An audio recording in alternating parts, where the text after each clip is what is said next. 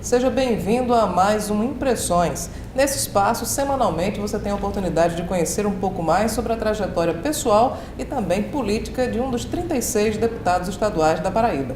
Hoje, o nosso convidado é o deputado estadual Buba Germano, do PSB.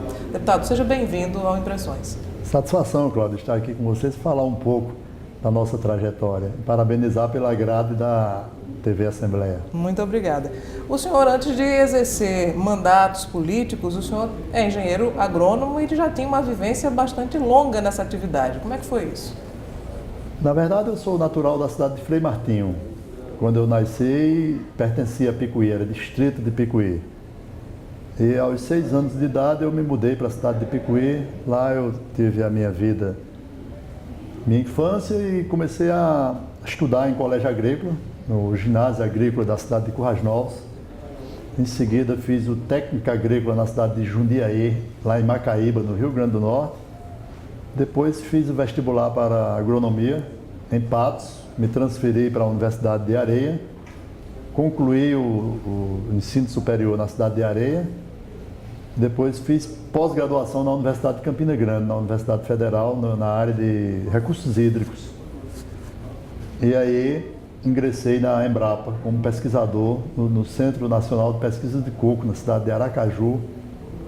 E a partir daí comecei a desenvolver minhas atividades profissionais como pesquisador da Embrapa. A questão da agronomia entrou na sua vida por essa vivência do interior. A partir de que momento despertou no senhor interesse por essa área? Primeiro, eu sou filho de um agricultor, era um agricultor comerciante, e toda a minha família ele direcionou na época para que a gente estudasse em colégio agrícola. Meu pai era militar e eu estudava interno num ginásio agrícola. Todos os meus irmãos também, nós passamos por essa trajetória de ginásio e técnico agrícola. Então só voltavam a casa nas férias? Só voltava a casa nas férias para trabalhar, inclusive, né? Ele era comprador de algodão e vendedor de rapadura, comerciante do ramo de rapadura e na verdade, formou sua família toda. Ele tinha uma particularidade, Cláudio, ele era analfabeto, mas não deixou nenhum filho enveredar pelo caminho do comércio. A gente ajudava nas férias no comércio dele, mas ele não deixou nenhum seguir a área comercial, porque ele dizia que tinha sofrido muito por ser analfabeto e queria seus filhos todos formados, e assim conseguiu, né? Então isso foi um mérito e uma visão importante que a gente deve esse legado a ele, né? Porque é um semi-analfabeto que saiu de Frei Martinho, participou da Segunda Guerra Mundial, retornou para o Brasil depois da Segunda Guerra e aí construiu sua vida e sua família através do comércio. Essa sua vivência no internato, como é que foi? Foi muito difícil? Não, eu diria que foi difícil porque na época era tudo difícil. Aos 12 anos de idade eu saí de Picuí para estudar na cidade de Currais Novos. E nós íamos num caminhão, em cima de um caminhão, num misto da feira, misturado com os feirantes, com jaca, com bode, com animais. E assim foi o início de nossa trajetória. Meu pai era um homem muito trabalhador, simples. Cresceu com o comércio, mas não perdeu a simplicidade de um interiorano. E assim ele formou todos os filhos com essa visão, trabalhando, mas priorizando a questão da educação. E aí o mérito era de minha mãe, que tinha sido professora, ficava na responsabilidade em casa de educar os filhos e ele construir a família trabalhando. Bom, depois de graduado, o senhor teve também uma pós-graduação fora do Brasil e depois, como consultor, também fez algumas viagens a outros países. É verdade. A Embrapa nos proporcionou grandes oportunidades, né, de conhecimento do país, do mundo. A Embrapa de Aracaju, ela tinha uma ligação, como era o Centro Nacional de Pesquisa de Coco, ela tinha um intercâmbio com uma instituição de pesquisas de oleaginosas na França, o Instituto IRHO, na Universidade de Montpellier, e esse intercâmbio permitia com que houvesse cursos de qualificação dos pesquisadores. Eu tive a oportunidade de, minha primeira ida ao exterior foi para a França e 2 países da África, Costa do Marfim e Benin. Nesse intercâmbio, eles tinham um centro de pesquisa e eu fui como especialista de irrigação na cultura do coco. Fui visitar a Costa do Marfim e, paralelamente, como a minha especialidade era irrigação, quando eu fui trabalhar em Sergipe, eu tive a oportunidade de participar do Plano Nacional de Águas de João Alves Filho, que foi um dos grandes governadores de Sergipe. E eu fui para contribuir com o projeto Chapéu de Couro, que era o plano de governo dele à época. Então, também, nesse mesmo momento, eu tive a oportunidade de fazer um curso na Universidade dos Estados Unidos, e onde visitei Califórnia, Arizona e o México, num intercâmbio com o Centro Internacional de Irrigação. E aí, áreas desérticas, na minha área de especialidade. Então, eu era especialista em irrigação, com convivência para o semiárido e também com especialidade na cultura do coco. Então, essa foi minha trajetória como pesquisador. E aí, num determinado momento, o saudoso Felipe Thiago Gomes, que era natural de Picuí e comandava a rede de escolas comunitárias, Campanha Nacional de Escolas da Comunidade. Que é o SENEC. SENEC, no governo de Sarney, ele conseguiu me resgatar da Embrapa para coordenar um programa de fazendas escolas com terminalidade em agropecuária. E aí eu voltei para Paraíba, para a minha cidade de Picuí, coordenando esse projeto com ele. E isso me permitiu uma relação direta com o Ministério da Irrigação da época, que era Vicente Fialho, o ministro. E aí teve também outros intercâmbios internacionais por intermédio da SENEC, com o Canadá, com os próprios Estados Unidos. Enfim, isso me abriu um horizonte de uma visão mais ampla, sem perder as características de ser oriundo de uma região mais seca da Paraíba, que é o Curimataú paraibano. Isso me permitiu que realmente eu pudesse, na minha trajetória como pesquisador, aprender a conviver com a seca. E em que momento a política passou a fazer parte dos planos de Buba Germano? Dr. Felipe era um visionário. Quando ele me trouxe para Picuí, não era com intenção de ser político. Foi com intenção de um técnico que, ajudando a projetos da SENEC com o governo federal, tivemos a oportunidade de avançar nos perímetros de irrigação do DENOX, por exemplo, em Tauá, Crateús, no Ceará, Ipanguaçu, no Rio Grande do Norte. Criamos escolas agrícolas no sentido de capacitar os jovens. Ele era muito preocupado na formação da juventude. E eu conduzi esse programa junto com a SENEC. Evidentemente que a SENEC tem uma visão ampla, que ele chamava os caminhos da SENEC. Era educação, artesanato, saúde. E terminou, Cláudio, eu me envolvendo diretamente com essas ações. À época, o governo de Sarney criou a SEAC, Secretaria Especial de Ação Comunitária. O Dr. Felipe era um dos condutores desse projeto a nível nacional. E aí, esses programas de casa, de habitação, de centros de comunidades rurais, enfim. Ele era tão visionário que hoje o que a gente fala dessas cadeias produtivas, ele já defendia isso há 30 anos atrás. Que ele dizia as avenidas da SENEC, né? Era SENEC Educação, SENEC Saúde, SENEC... Enfim, isso me deu um poder de percepção pela minha formação e a visão que ele tinha social de trabalhar com o pessoal de baixa renda. Então, a partir daí, eu comecei a me envolver com programas dentro da cidade de Picuí e despertou. A mim ele não dizia, mas ele dizia a outras pessoas que ainda iriam me ver como prefeito de Picuí. Até esse momento, não tinha passado pela sua cabeça nenhuma vez essa ideia de ser prefeito ou de disputar um mandato eletivo, qualquer que fosse? Não, Cláudio, porque na minha família, o meu pai nunca tinha elegido um vereador, nem se envolvia com política. Ele era um comerciante, agora era um socialista nato, porque ele sofreu muito, né, como uma pessoa pobre que saiu do interior para ir para a Itália, para a guerra, sem saber nem o que ia fazer, e voltou e conseguiu recursos através do trabalho dele. Ele compartilhava muito com os mais carentes, ele ajudava muito. Por exemplo, nos internatos agrícolas, quando o colégio tinha alguma dificuldade, ele doou muitas vezes caminhões de rapadura para os estudantes, né?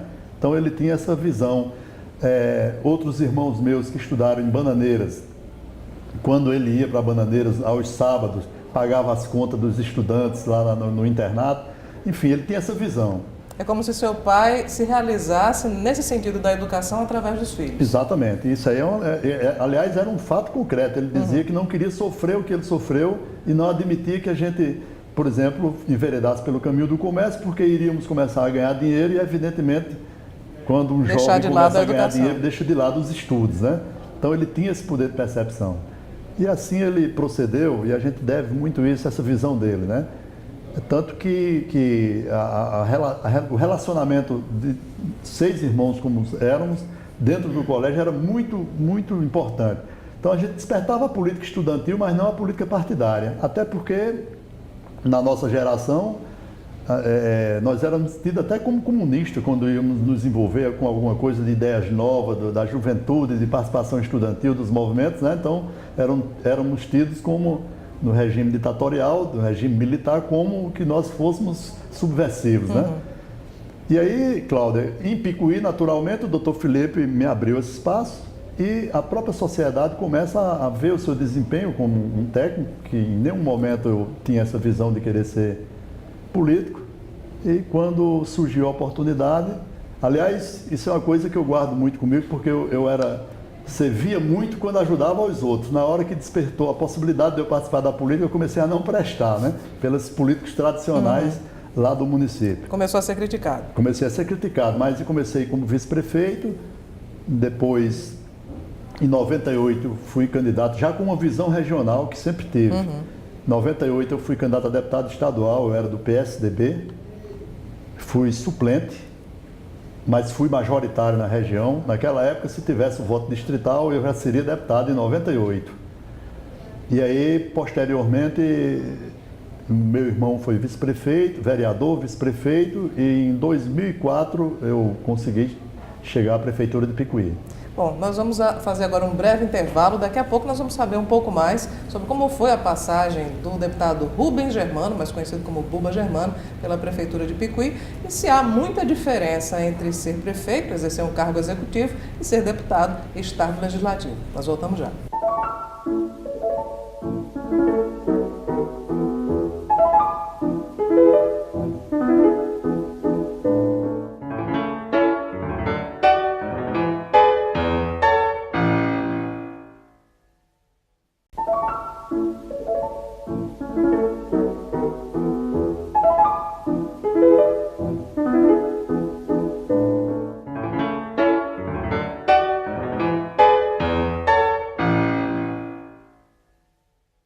Estamos de volta com Impressões, que hoje recebe o deputado estadual Buba Germano, do PSB. E no bloco anterior, nós estávamos falando sobre a época em que ele chegou à prefeitura do município de Picuí. E quais foram, Buba, nessa época, as principais realizações da sua gestão? Eu vou começar pelas principais dificuldades, né? Certo. Porque o primeiro eu ganhei sem uma tradição política, na oposição, com 4 candidaturas em cidade do interior. E saí como que fosse a zebra, o 4º colocado, consegui ser prefeito. Isso eu pedi muito a Deus para que o cenário fosse esse, para que eu pudesse implantar um sistema de gestão ao meu formato, já com a visão de planejamento, sem as políticas tradicionais do toma lá da cá, nem sem fazer nenhuma negociação com a Câmara Municipal. Então, Deus me ajudou nesse sentido e assim eu consegui chegar à prefeitura. Então, o perfil administrativo da cidade de Picuí era esse, não se tinha uma visão de planejamento, de explorar estrategicamente a posição que Picuí ocupa na Paraíba, que é uma cidade privilegiada, porque ela fica no eixo, onde a região de 12 municípios, a gente fica interligado por asfalto para o Rio Grande do Norte, para Soledade e para Remígio. Estrategicamente é uma cidade importante. E aí, Cláudia, o meu primeiro dever de casa, eu peguei Picuí num cenário terrível. 4 meses de salário atrasado, um município sem crédito, em Campina Grande, que é a cidade mais aproximada do nosso município. E eu tive que fazer um esforço muito grande de equacionar dívidas e resgatar a credibilidade da cidade. Não é fácil um gestor pagar 17 salários em um ano. Eu tive que fazer esse exercício em 2005. Seriam os 12 salários do ano, mais o 13º e os 4 atrasados. 4 atrasados. E mais precatórios de outros débitos e repactuar dívidas que o município tinha. Superamos isso e implantei um modelo de planejamento com orçamento participativo em 2005. Eu já fazia 17 plenárias, zona rural e urbana, para construir o orçamento. Eu peguei 2005 administrando um orçamento que já vinha equivocado e o município não tinha sequer a capacidade de entender suas potencialidades para resolver seus problemas. Então, não é fácil, eu tive que constituir uma equipe técnica que falasse a minha linguagem, concordasse com os meus pensamentos e resgatar a credibilidade junto à sociedade, que era o mais difícil. Evidentemente que com a credibilidade da minha vitória, a juventude, os estudantes e o comércio já votaram em mim porque acreditavam numa mudança. E essa mudança ocorreu. Ocorreu com muita luta, isso me custou um sacrifício muito grande, porque a minha dedicação, Cláudia, era 24 horas raciocinando Picuí. E para completar, em 2005 eu fui eleito presidente da FAMOP. E eu tinha que dar conta da instituição sem perder de vista os sonhos de transformar a cidade de Picuí. Não era fácil, mas isso veio muito rápido. Já em 2016, a resposta o pessoal já percebia que a cidade estava sendo modificada, porque ela já trabalhava com o planejamento. Aquela história de vereador ter cota de combustível, o cidadão só era atendido com o intermediário eu acabei com tudo isso. Carros para Campina Grande, a gestão plena colocava à disposição para alta complexidade sem precisar de intermediário. Uhum. O pessoal de baixa renda, a área social, nós avançamos muito. Gilma foi fundamental porque ela tinha acessibilidade de mulher, de mãe, e ela cuidava dessa parte social de baixa renda para construir políticas através de programas. Adote uma criança, bebê do futuro. Foram ideias que nós fomos construindo ao longo dessa nossa trajetória. E a resposta é muito rápida.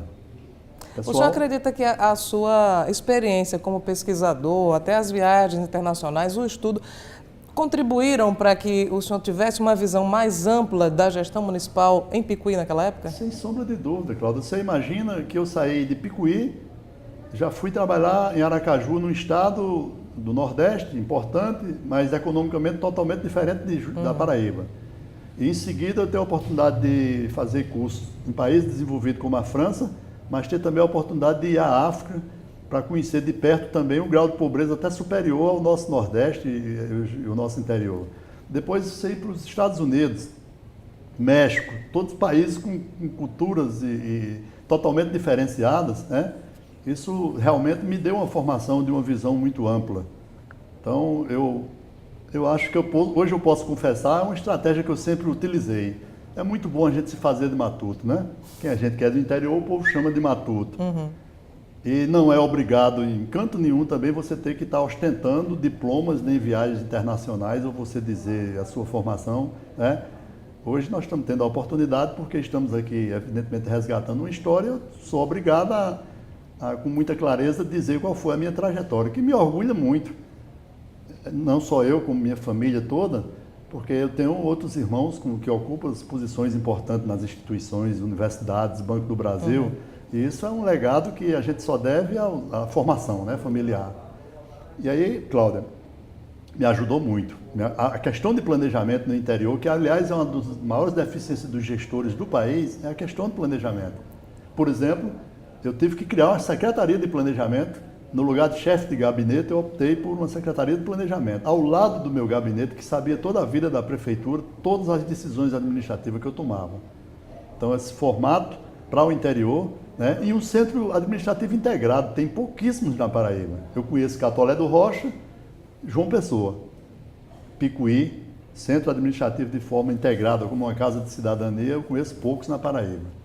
Essa questão da experiência internacional eu abordei porque, em uma conversa informal, o senhor me disse que há um programa em Picuí com auxílio da União Europeia para tratar, para acompanhar dependentes químicos. E uma outra questão é também sobre o selo Unicef, que na época da sua gestão foi implantado lá no município. E os objetivos do milênio. Acho que eu, na Paraíba, não vou dizer que fui pioneiro, mas de forma integrada com os 8 objetivos do milênio, eu só conheço Picuí que trabalhava. Então, essa questão internacional, nessas minhas andanças, eu tive a oportunidade de fazer negociações com instituições internacionais. Por exemplo, houve um intercâmbio, num determinado momento, do Canadá com a SENEC, que a Agência de Desenvolvimento do Canadá fez parceria com o Brasil, por intermédio da SENEC, e Picuí foi um dos municípios beneficiados. Então, a visão de negociação internacional na Confederação Nacional dos Municípios, que eu fui primeiro secretário, também tive a oportunidade de representar o Brasil, México e em outras instituições no movimento municipalista. E aí sim, essa visão internacional, você sabe que tem muitas entidades internacionais que operam ajudando nos projetos sociais. E aí o governo do estado da Paraíba absorveu uma de minhas ideias, que foi a criação do Núcleo de Apoio a Crianças e Adolescentes envolvidos com álcool e drogas. Esse é um projeto do Pacto pelo Desenvolvimento Social do governo, quando eu era prefeito. E agora, recentemente, a União Europeia reconheceu esse esforço do município e nós conseguimos um aporte de recursos para que Picuí se transforme num polo observatório de cuidar dessas crianças e adolescentes na vulnerabilidade com álcool e drogas, através da ação preventiva e da inclusão social, através da arte, do esporte, da cultura, da habilidade de cada juventude daquele. Né? Então isso é uma visão assim, importante, inclusive para Paraíba. O que me deixa às vezes até preocupado é porque pouca gente divulga isso, Cláudio. É muito mais fácil às vezes a imprensa divulgar uma conta desaprovada de algum gestor do que uma ação exitosa de algum gestor, né? Mas eu não tenho deficiência de conviver com isso, não. Eu já me acostumei e vou fazer a minha parte, né? Então, não abro mão, esse é o meu perfil, já não tenho idade para estar modificando, né? Pretendo continuar trabalhando e hoje estou vivendo uma outra experiência. Eu venho do executivo e agora estou no legislativo. E há muita diferença nessa transição? Muita, sem sombra de dúvida. Porque o executivo, ele paga um preço alto porque ele tem que decidir, para o bem ou para o mal, ele tem que tomar uma decisão. Eu, graças a Deus, sempre procurei tomar pensando em ajudar o número máximo de pessoas, com a consciência que nunca você vai conseguir agradar a todo mundo, qualquer decisão administrativa que se tome. Prova é tanta que, modesta parte, eu sou considerado um dos prefeitos que mais trabalhei por Picuí, mas também fui um dos mais denunciados e perseguidos.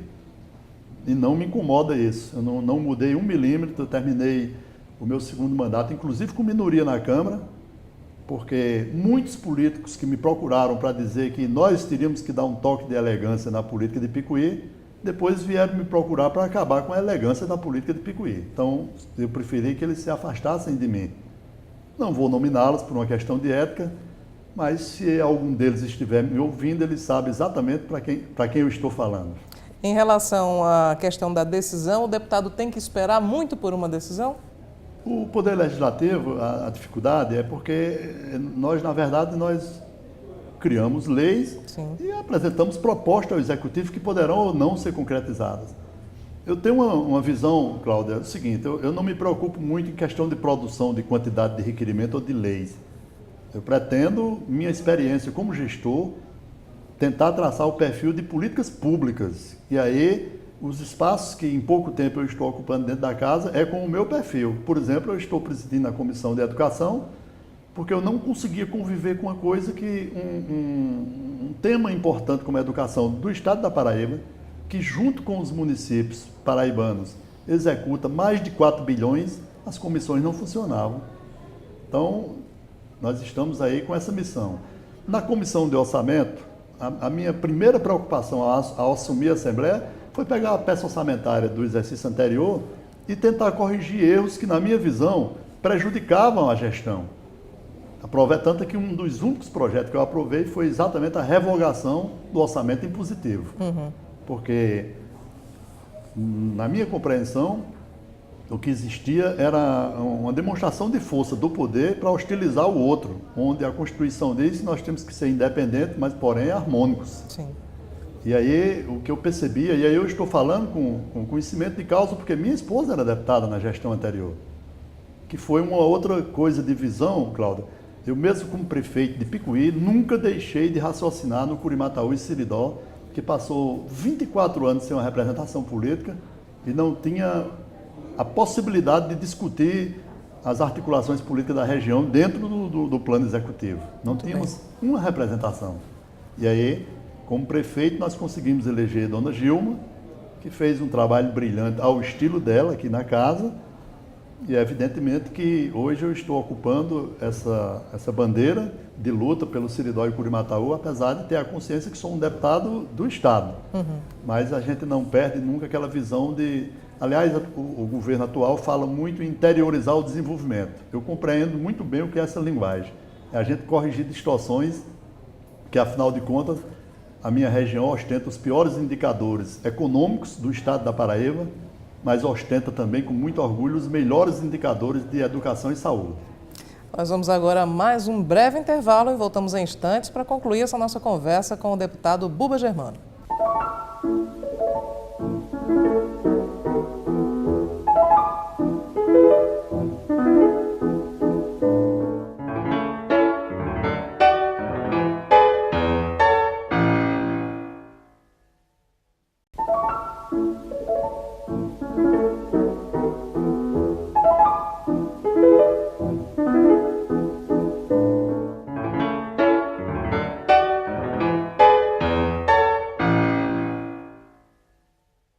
Estamos de volta com Impressões e hoje o nosso convidado é o deputado estadual Buba Germano, do PSB.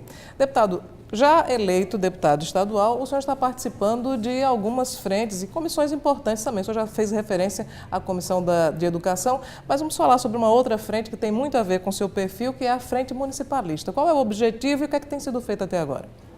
Como ex-prefeito, e aliás tem 8 deputados ex-prefeitos, acho que é uma frente importantíssima na aproximação das políticas públicas do governo do estado junto aos municípios. Prova é tanta que semana passada nós estávamos com alguns companheiros na Marcha dos Prefeitos e um dos temas principais onde eu pude contribuir foi exatamente na discussão do novo Pacto Federativo. Porque como gestor que fui, conheço perfeitamente os desequilíbrios e as desigualdades do modelo vigente no país. Você querer fazer um ajuste fiscal como o governo se propõe agora, sem querer corrigir as distorções, de dar oportunidade a uma maior participação a estados e municípios na divisão do bolo tributário, então isso aí fica muito no vazio do discurso. Na prática, o que nós queremos é ter uma participação maior na divisão do bolo e, evidentemente, continuar aumentando a responsabilidade da execução dos programas, porque o cidadão ele reside e mora no município. É lá onde são geradas as demandas dos serviços públicos, de saúde, de educação. Então, Cláudia, a Frente Municipalista tem esse poder de percepção. Reforma política, Pacto Federativo, tudo aquilo que esta casa poderá transformar em lei, ela interfere diretamente na vida do cidadão que está lá no município. Então, com muita honra, presido essa frente e que ela tem esse papel, inclusive de articular outras comissões. Eu tenho uma preocupação muito grande que não haja superposição de ações dentro da casa. Por exemplo, nós temos aí uma frente importantíssima que é a das águas, que é meu perfil, é minha formação, mas ela está sendo brilhantemente conduzida pelo companheiro Jeová e eu contribuo naquilo que posso, sem nenhuma dificuldade de conviver com Jeová e, pelo contrário, de contribuir o mérito de uma coisa que a gente tem que ter consciência que a nossa contribuição é oferecer um leque de alternativas para os poderes a ajudar a resolver os problemas. Já que o senhor tratou da Frente Parlamentar da Água, e o senhor também tem uma especialização nesse segmento, por que é tão difícil para o nordestino, especialmente para o paraibano sertanejo, conviver com a seca? O que é que falta? Não, conviver a gente convive a vida toda, já nascemos convivendo. Sim, mas conviver melhor. Melhor, conviver melhor é uma coisa que é uma deficiência muito grande, é porque nos períodos de secas, que é um fenômeno cíclico, e isso é previsível, os governos não se estruturam. Há lugares em que a seca é maior do que aqui, há menos água do que aqui e que se convive melhor. Mas há uma preparação. Por exemplo, uma das maiores transposições do mundo, eu tive a oportunidade de conhecer, a do Canal América, nos Estados Unidos, levou água para o deserto e é uma das áreas produtivas de frutas, inclusive no deserto, né? Califórnia, Arizona, porque houve uma preparação. Então, aqui, a transposição do Rio São Francisco, que é hoje a obra mais importante para resolver definitivamente, ajudar a resolver o nosso problema de convivência, ela já mudou de data quantas vezes? Desde o governo do presidente Lula, que teve o mérito de iniciar, mas foi previsto para 2012, 14, 16, agora já se fala em 18. E o senhor acredita na conclusão da transposição? Eu acredito porque não tem mais uma outra alternativa. O maior exemplo que nós estamos convivendo agora é que a Paraíba tem 20% de suas reservas hídricas sem uma perspectiva de chuva e de reposição. Aí não existe plano B. O plano B seria de onde tem água para ir buscar. O plano B é chegar à transposição pelo Rio Paraíba, o eixo leste e norte, para que a gente pudesse alimentar os mananciais e uma estratégia de distribuição que o governo tem, claramente. Mas precisa primeiro ter a água. Então, eu acho que o governo, quando eu me falo, é o ente federado, é todos os governos, precisam ter com muita clareza isso, porque também não é só chegar água em Monteiro e vir para o açude de Campina Grande, não. Aí vem a questão da gestão. E essa água tem um custo. Isso precisa ser discutido. A gestão dos recursos hídricos, ela é fundamental. Toda essa mudança climática, ela está acontecendo, Cláudio, é interferência do homem. Mudanças, é desmatamento de margem de rio, é assoreamento de rios que não foram cuidados. Então, tudo isso tem que ter uma cautela de preservação, né? Porque, na verdade, o meio ambiente, a gente interferir na natureza, ela dá a resposta com rapidez. Falamos também agora sobre a Comissão de Educação. O que ela tem feito até agora? Acho que o primeiro maior ponto foi onde nós articulamos um contato com a greve que houve dos professores, né? Intermediamos uma conversação com o governador e o governo assumiu um compromisso de duplicação do piso nos seus 4 anos. Claro, e eu sempre defendi que para isso sair do discurso ele precisa ir para uma peça orçamentária para que a gente apresente alternativas. Felizmente eu sou membro da Comissão de Orçamento, relator da LDO, e vamos fazer isso com muita clareza numa previsão para que o governo cumpra a sua parte e a gente de uma vez por todas possa explicar à sociedade, porque o equívoco que existe nacionalmente, não é privilégio só da Paraíba, é porque alguns segmentos de representação de professores entendem que ninguém deve ganhar menos do que o piso nacional. O que a lei diz não é isso. O que a lei diz é que o piso nacional é estabelecido para 40 horas de trabalho. Então há a flexibilidade dos estados terem uma carga horária menor. Não, a flexibilidade não é lei. Por exemplo, a LDB, a Lei de Diretrizes e Bases da Educação, estabelece o piso mínimo, que seriam 25 horas, 5 de departamento e 20 de sala de aula. E o piso é 40. O restante permite com que haja 30 horas, 27, seria jornada ampliada. Quem assim proceder não está interferindo, não está ferindo a lei. Ferir a lei é querer que o piso nacional que foi estabelecido no Congresso para 40 horas, a gente queira aqui transformar em 30, que não podemos. Quem pode transformar isso é o Congresso. Concordo que o piso ainda é pequeno e eu fico muito à vontade, Cláudio, porque eu entreguei a Prefeitura de Picuí em 2012, pagando 40% acima do piso nacional. Então, eu estou falando de uma coisa que eu entendo e que procedi como gestor. Então, acho que a contribuição que nós podemos dar é nesse sentido. A comissão tem essa capacidade de dialogar interligada, inclusive com outras aqui da casa, para que a gente possa discutir os problemas do Plano Nacional de Educação, que é uma previsão para 10 anos. O governo federal estabelece metas e corta 11 bilhões do orçamento da União para a educação. Então, isso é um contrassenso. Nós temos que fazer o ajuste também. Como é que eu posso prever uma meta crescente para 10 anos e o próprio governo federal corta 11 bilhões do orçamento? Então, essa discussão tem que ter muita clareza para que a gente não gere uma expectativa de uma coisa que não seja possível de ser alcançada nesses 10 anos. O senhor falou há pouco sobre a relatoria da LDO. O que é que o paraibano pode esperar dessa lei? Não, eu vou citar um avanço, que é, junto com os poderes, tirar aquela desconfiança que só o executivo quer ficar com o orçamento e os outros poderes com o pires na mão. Porque quando existe clareza na lei, e ela é muito clara, a LDO está estabelecendo as regras de como nós vamos apresentar o orçamento de 2016. Então já está assegurado que nenhum dos poderes poderá, em 2016, receber inferior ao do exercício anterior, independente do cenário econômico do país. Isso já está assegurado, já é um avanço. Com a certeza que nós não vamos corrigir todos os erros do passado numa única LDO. Nós temos mais 4 anos para trabalhar e, enquanto estiver na minha responsabilidade, eu tratarei isso com muita clareza, tanto por parte do Executivo como no Interpoderes. Deputado, para a gente concluir, foi realizada há semanas uma conferência norte e nordeste dos secretários municipais de saúde e o senhor teve a oportunidade de representar o presidente dessa casa, o deputado Adriano Galdino, nesse evento. Qual a importância dessa conferência? Primeiro eu vou começar por uma crítica. Eu acho que todos os prefeitos deveriam estar na conferência, porque está se tratando de financiamento. E muitos faltaram. Todos faltaram, né? Eu acho que tinha 2 ou 3 na abertura, porque eles mandam os secretários, ok, estão representados, mas o secretário não tem poder de decisão, Cláudio. Quem assina ordenando despesas são os gestores. Então era interessante que todos estivessem lá. E a minha participação foi no sentido de contribuir para que o governo federal, de uma vez por todas, acabe com essa hipocrisia de dizer que nós vamos fazer um ajuste fiscal e querer botar tudo a culpa para cima da CPMF, que não é verdade. A fonte que financiaria a saúde do país seria o Saúde mais 10. Se o governo federal cumprisse o que a Constituição estabelece, 10% de despesas com o Executivo Federal, automaticamente, praticamente a União iria dobrar o seu orçamento e teria que distribuir isso com estados e municípios, que é quem executa as ações.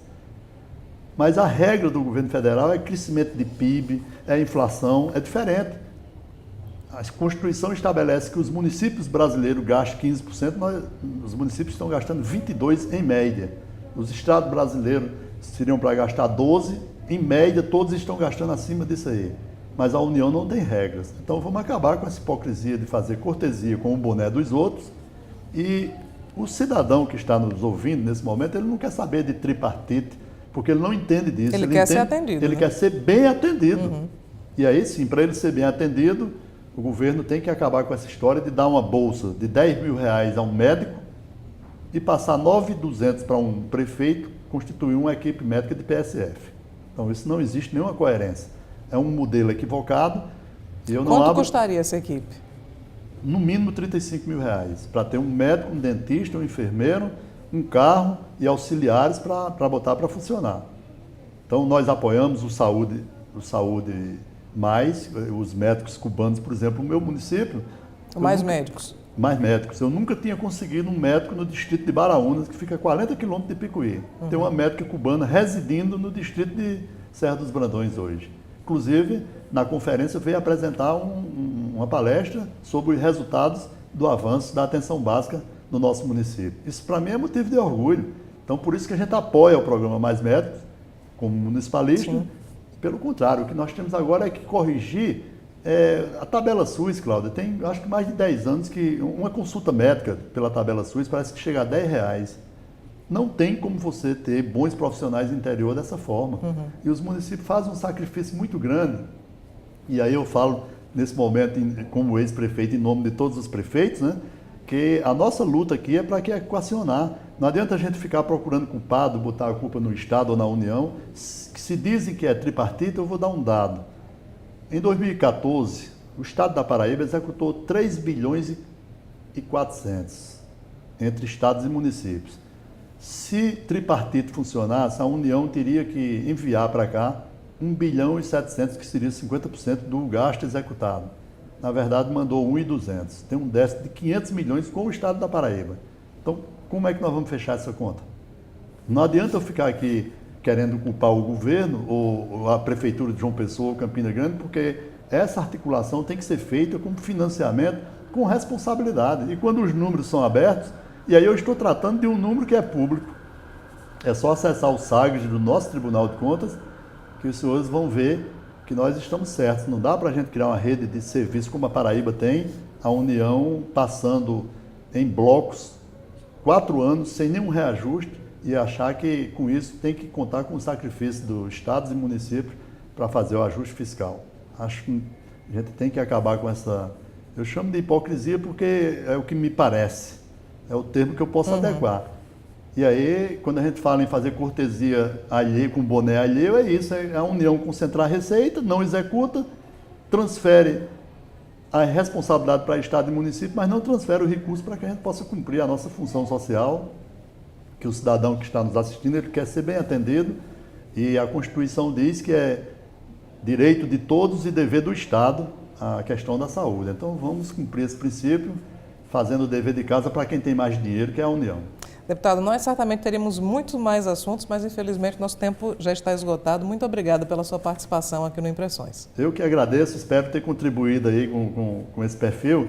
E mais uma vez insisto em parabenizar a TV Assembleia, porque basta, sabe, Cláudia, qualquer que seja o veículo de comunicação, querer fazer sensacionalismo. Eu acho que nós estamos tratando aqui da minha vida pessoal, mas de um perfil de um político. Quando a gente passa a ser homem público, a gente está à disposição da sociedade. Então tem que ter muita clareza para que o telespectador, o eleitor, o ouvinte, né, possa compreender a linguagem que nós estamos falando. E eu tenho muito cuidado em falar a linguagem que o povo compreende. Bom, e o Impressões de hoje vai ficando por aqui, agradecendo muito pela sua audiência. Nós voltaremos, se Deus quiser, na próxima semana. Até lá!